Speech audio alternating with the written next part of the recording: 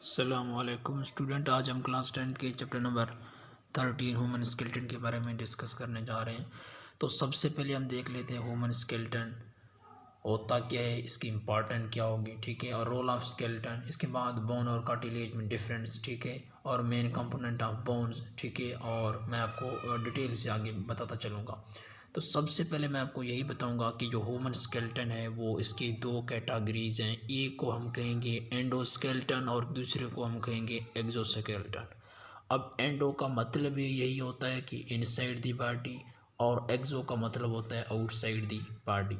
अब देखें inside the body और outside the body. Inside the body वो होगा human skeleton. Human skeleton is the example of endoskeleton. अब जो आर्थ्रोपोड्स हैं, जितने भी आर्थ्रोपोड्स हुए हैं या कॉकरोच हुए हैं, उनका जो हो स्केलेटन होगा वो क्या होगा, एक्सोस्केलेटन होगा, ठीक है। उनका ह्यूमन बॉडी का स्केलेटन क्या होगा, एंडोस्केलेटन, ठीक है, और आर्थ्रोपोड्स और कॉकरोच का क्या होगा, एक्सोस्केलेटन। इसके बाद हम ये जानने की कोशिश करेंगे कि ह्यूमन स्केलेटन की डेफिनेशन क्या होगी। What do you know about human skeleton. देखिए, ह्यूमन स्केलेटन बेसिकली फ्रेमवर्क है of a hard articulated structure. यानी कि जो ह्यूमन स्केलेटन है वो framework of hard articulated structure. अब इनकी इंपॉर्टेंस क्या होगी, मूवमेंट प्रोवाइड करेगा। सबसे पहले जो फर्स्ट होगा वो क्या होगा, मूवमेंट को क्या करेगा, प्रोवाइड करेगा। अब जो दूसरा होगा वो अटैचमेंट ऑफ मसल्स को भी ये ह्यूमन स्केलेटन मतलब इनके लिए बहुत इंपॉर्टेंट है। तो इसके बाद मैं आपको बताता चलूँगा। इसके बाद रोल ऑफ स्केलेटन। अब इसकी रोल क्या होगी, व्हाट इज़ द इम्पॉर्टेंस या रोल ऑफ स्केलेटन, ठीक है। अब देखें, सबसे पहले ये प्रोटेक्शन प्रोवाइड करेगा। अब प्रोटेक्शन किस तरह प्रोवाइड करेगा, देखें स्कल जो है ये ह्यूमन स्केलेटन है। अब ये ब्रेन को प्रोटेक्ट करेगा। ब्रेन को कौन प्रोटेक्ट करेगा, स्कल। इसके बाद जो जितने वर्टिब्राई हुए हैं, वर्टिब्राई किसको प्रोटेक्ट करेगा, स्पाइनल कार्ड को। इसके बाद अब स्पाइनल कार्ड फिर प्रोटेक्ट करेगा, ठीक है, स्पाइनल कार्ड को प्रोटेक्ट करेगा। वर्टी कहने का मकसद ये हुआ कि जो प्रोटेक्शन में रोल किस तरह स्केलेटन करती है, ठीक है। तो प्रोटेक्शन में जो होगी वो स्कल को देखें, ये ब्रेन को प्रोटेक्ट करेगा। वर्टिब्राई क्या करेगा, स्पाइनल कार्ड को प्रोटेक्ट करेगा। अब जो रिब्स हैं, अब रिब्स जो होंगे वो इंटरनल ऑर्गन को प्रोटेक्ट करेगा। रिब्स इंटरनल ऑर्गन को प्रोटेक्ट करेगा, ठीक है। इसके बाद अटैचमेंट टू द मसल्स, ये भी स्केलेटन इंपॉर्टेंट रोल प्ले करता है, ठीक है। इसके बाद मेन कंपोनेंट की तरफ जाते हैं। मेन कंपोनेंट अब देखें बोन्स। अब मैं आपको बताऊंगा कि मेन कंपोनेंट ऑफ बोन्स। अब देखें, ये एक बोन है, ये होगा सेकंड बोन्स। अब ये एक बोन जब दूसरे बोन जिस पॉइंट पे मिलते हैं, ठीक है, इस पॉइंट को हम नाम देंगे जॉइंट्स। इनके ये एक बोन हुआ, ये सेकंड बोन, दो बोन जहाँ पे मिलते हैं उन्हें हम कहेंगे जॉइंट्स, ठीक है। अब बोन की जो फर्स्ट प्रॉपर्टीज़ है, ये एबिलिटी टू रिपेयर, ये अपने आप को रिपेयर भी कर सकते हैं। इसके बाद ये मिनरल को भी स्टोर करते हैं, जैसे कि कैल्शियम हुआ, ठीक है। अब इसके बाद मैं आपको बताऊंगा कि बोन और कार्टिलेज में डिफरेंस क्या होगी। अब बोन और कार्टिलेज ये दोनों क्या करते हैं, सबसे पहले इनका जो रोल है वो स्केलेटन को मेंटेन करने में इम्पॉर्टेंट रोल प्रोड्यूस करते हैं, ठीक है। अब बोन की जब हम देखेंगे, या तो बोन शॉर्ट बोन भी हो सकते हैं, लॉन्ग बोन्स भी हो सकते हैं, और फ्लैट बोन्स भी हो सकते हैं। अब फंक्शन देखें, ये protection, red and white blood cells formation.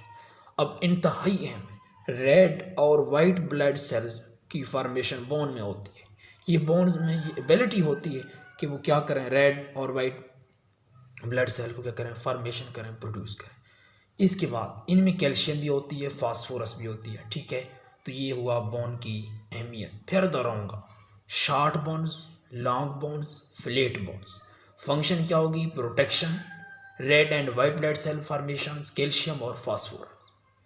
इसके बाद अब देखें, मैं आपको फिर कॉम्पैक्ट बोन्स की फिर टाइप्स हैं, टाइप्स देखें जरा।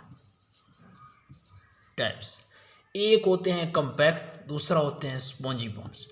अब जो कॉम्पैक्ट बोन्स होते हैं वो क्या होते हैं, हार्ड, इसके बरक्स जो स्पॉन्जी होती है इनर सॉफ्ट लेयर को हम नाम देंगे क्या, स्पॉन्जी बॉन्ड्स।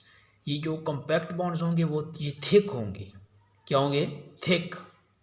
और जो बोन मेरो स्पॉन्जी बॉन्ड्स में ये स्पॉन्जी होते हैं, तो इसमें bone marrow is present in compact bond spongy bond, तो क्या ऑप्शन होगा, बोन मेरो स्पॉन्जी बॉन्ड में प्रोड्यूस होता है। ठीक है, इसके बाद ये अहम ऑब्जेक्टिव है, मेच्योर बॉन्ड्स आर कॉल्ड। देखें, mature bones are called osteocytes. Mature bones को आर कॉल्ड ओस्टियोसाइट्स। अब फिर मैं आपको ओस्टियोसाइट में ओस्टियोलॉजी का डेफिनेशन क्या होगी, what do you know about osteology. Osteology जो होगा structure of bones, study of structure of bones is called osteology. बहुत अहम है, osteology is the study of structure of bones. Osteo क्या कहते हैं, ओस्टिया मीन्स ही बोन होता है, ओस्टिया मीन्स ही बोन्स होता है। इसके बाद कार्टिलेज होते हैं dense blue white firm connective tissue. अब देखें, जो कार्टिलेज हैं वो डिस्कस करते हैं हम उसको dense blue white firm connective tissue. ये do not strong as bone, ये बोन की तरह क्या होते हैं, स्ट्रांग नहीं होते। तो सेल्स, इनको हम कहेंगे cells of cartilage is called chondrocytes. ठीक है, ये मैंने पहले दोहराया था, मेच्योर बोन सेल्स को क्या कहेंगे, ओस्टियोसाइट्स। लेकिन यहाँ देखें, do not storage cells of cartilage is called chondrocytes. इसके बाद इनमें जो कार्टिलेज होंगी उनमें ब्लड वेसल नहीं होंगी, नो ब्लड वेसल्स। ठीक है, इसके बाद इसके बाद इनमें मतलब number of blood cells, no blood vessels है, नंबर नहीं है यहाँ, नो ब्लड वेसल्स, इनमें ब्लड वेसल नहीं होती।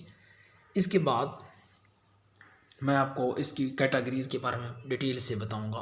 फर्स्ट ऑफ ऑल हम देखेंगे हाइलन कार्टिलेज। ठीक है, अब हाइलन जो कार्टिलेज होगा ये स्ट्रांग होगा, ये फ्लेक्सिबल होगा, ये लार्ज बोन्स के एंड पे मौजूद होगा, लार्ज बोन्स के एंड पे ये मौजूद होगा, जैसा कि लार्ज की बोन्स लेरंग्स के एंड पे मौजूद होता है। ठीक है, ट्रैकिया के एंड्स पे हाइलन कार्टिलेज, ब्रोंकाइल ट्यूब्स हो गए हैं, इनकी एंड पे क्या होगा, ये भी हाइलन कार्टिलेज होगा। अब देखें, लेरंग्स हाइलन कार्टिलेज, फिर ट्रैकिया ये भी हाइलन कार्टिलेज, इसके बाद ब्रोंकाइल ट्यूब्स होते हैं उनमें भी हाइलन कार्टिलेज। अब elastic cartilage similar to hyaline cartilage. अब इलास्टिक कार्टिलेज सिमिलर तो होगा हाइलन कार्टिलेज में, लेकिन इनमें डिफरेंस जो होगा वो कोलेजन फाइबर होते हैं, इसमें इलास्टिसिटी प्रोड्यूस करते हैं इसमें। लेकिन यहाँ तो हाइलन कार्टिलेज क्या होता है, स्ट्रांग होता है, कोलेजन फाइबर इसमें मौजूद होते हैं, और ये होता है पेना एंड एपिग्लाटस। अब पेना और एपिग्लाटस की जितने भी एंड्स हैं, सेल्स हैं, पेना और एपिग्लाटस में इलास्टिक कार्टिलेज मौजूद होता है। पेना और, फिर दोहरा रहा हूँ, पेना और इलास्टिक कार्टिलेज में, ठीक है, कोलेजन फाइबर पेना और एपिग्लाटस में इलास्टिक कार्टिलेज क्या होता है, पैदा होती है, मतलब इनकी एंड में मौजूद होती है। फाइब्रस कार्टिलेज की बात करते हैं तो ये टफ होते हैं, फ्लेक्सिबल नॉट फ्लेक्सिबल होते हैं। इलास्टिक कार्टिलेज फ्लेक्सिबल थे, ठीक है, लेकिन ये जो है नॉट फ्लेक्सिबल। अब इंटरनल वर्टिब्रल डिस्क में ये मौजूद होते हैं, इंटरनल वर्टिब्रल डिस्क में फाइब्रस कार्टिलेज क्या होते हैं, मौजूद होते हैं। अब देखिए, इनके आप सपोज करें ये बोन्स है, ये इंटरनल वर्टिब्रल डिस्क है, इसमें क्या होगा, फाइब्रस कार्टिलेज होगा, ये यहाँ पे फाइब्रस कार्टिलेज होगा। तो इसके बाद मैं आपको बताता चलूँगा कि बोन्स के जो स्ट्रक्चर क्या होंगे। देखिए, स्ट्रक्चर ऑफ बोन्स में मैट्रिक्स होंगे, मैट्रिक्स में जो स्पेस है उसमें क्या होगा, फ्लूइड होगा, ठीक है, और उस फ्लूइड को हम नाम कहेंगे ल्यूकीना, और वहाँ कॉन्ड्रोसाइट मौजूद होते हैं। फिर दोहराऊंगा, मैट्रिक्स की जो स्पेस, उस स्पेस को हम नाम कहेंगे फ्लूइड, और फ्लूइड को हम कहेंगे ल्यूकीना, और फिर कॉन्ड्रोसाइट्स, ठीक है।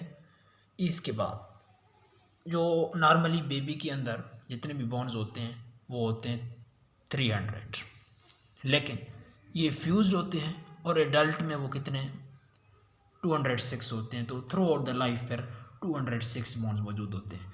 अब फ़र्ज़ करें ये बेबी की जितने भी बॉन्ड्स हैं, अब ये एक बॉन्ड है, ये इससे फ्यूज़ हुआ और ये इससे फ्यूज़ हुआ, ये यहाँ फ्यूज़ होकर एक लार्ज बॉन्ड बनाते हैं, ठीक है। तो थ्रू आउट द लाइफ फिर वो 206 बॉन्ड मौजूद होते हैं। तो ये थे कुछ इम्पॉर्टेंट टॉपिक्स ह्यूमन स्केलेटन के हवाले से।